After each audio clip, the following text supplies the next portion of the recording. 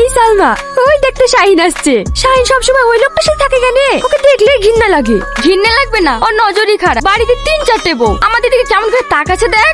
তোর শাহিন আবার তার সাথেই বেড়ায়। তোদের কথা, শাহিন যেন আমার হয়ে গেছে। তোদের দুজনের যে ভালোবাসা একদিন না একদিন তো হবেই। আমাদের যখন বিয়ে হয়ে যাবে তখন ওই বুড়োর সাথে থাকতেই দেবো না। হ্যাঁ হ্যাঁ, তোর ভালোবাসার আঁচলে ওকে বেঁধে রাখিস। তাই রাখবো।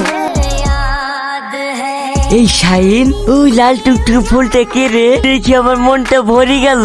শালার মজা দেখো, পুরো হয়ে গেছে তাও শপথ যায়নি। এই দেখলেই জেনে লাল পড়ে। কিরে শাহিন, কিছু বলছিনি যে? হ্যাঁ, কার কথা বলছেন কর্তা বাবু? ওই যে লাল ফেজি দিয়ে চুল বাঁধা আর চোখগুলো কেমন ভাষা ভাষা, আরে যেন পূর্ণিমার চাঁদ। এই ওর বাবার নামটা কি বলতো? এই শালা মনে হয় আমার দোবটাই সাইডবে। চলেন চলেন। ওর বাবার নামটা কি বলবি তো? তা না হলে তো আমি যেতেই পারছি নি। কেন চিনতে পারছে না নাকি? ওই পাড়া শীষ মোহাম্মদের মেয়ে। এই তাহলে তো শীষ মোহাম্মদের বাড়ি হয়ে যায়। মানে এই মানে করিস নি তো, যা বলছি তাই শোন। চ